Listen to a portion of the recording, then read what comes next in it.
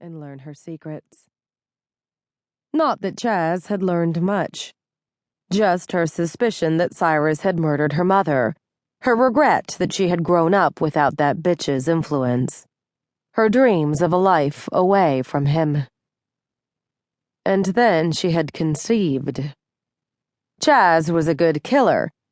He wasn't heir material, though. And Cyrus couldn't allow a grandchild to be born of him, especially a grandson.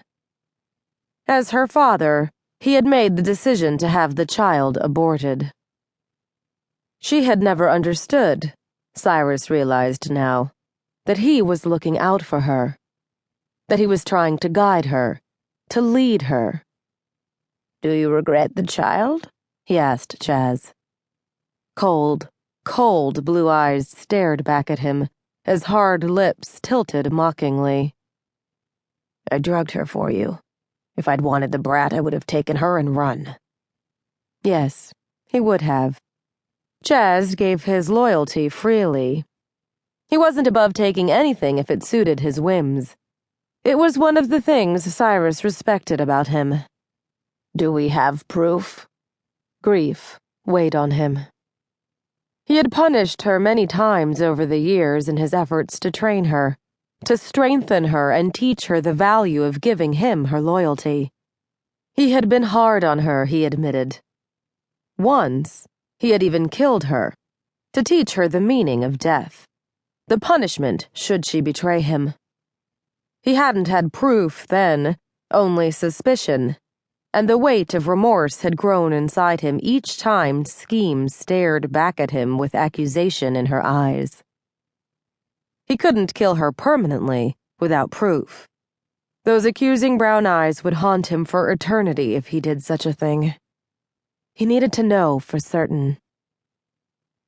"Her ID was logged into the message relay system. She took great pains to erase her tracks, but I found proof of it." Chaz handed him the ID log. It was there in black and white. Her attempts to erase her presence from the relay system and to destroy the message that they knew had been sent to the Bureau of Breed Affairs earlier that day. A message requesting asylum from Jonas Wyatt. It had been sheer luck that his spy had been in the offices in Washington when that message came through. Cyrus restrained his sigh, his regret. "She obviously didn't have the time to do the job right," he murmured. He knew well that she could have done it, given time. "And I would suspect she knows that. She thought she had destroyed enough of the internal memory to give her the time she needed instead to get to Jonas Wyatt. She's our spy, Cyrus. It's time to admit it. The question is, what information did she take with her? Do you think she knows about the kidnapping of the Breed child?" Admit it. He had suspected it several times. He had tortured his own child to force the admission out of her, only to fail each time. For years he had hated himself, felt flayed by the guilt of it, only to learn she had been more deceptive than even he had believed possible. The beatings he had ordered, the times he had buried her alive, the one time he had allowed her to die before quickly reviving her. Because he suspected her. Because he was desperate to turn back the tide of her possible betrayal and to avoid the need for her death. Cyrus lifted his gaze to the oil painting on the far wall. His scheme, resplendent in fiery silk, curled in his office chair. Long, sable hair cascaded over her shoulder. Dark lashes shielded the expression in her eyes.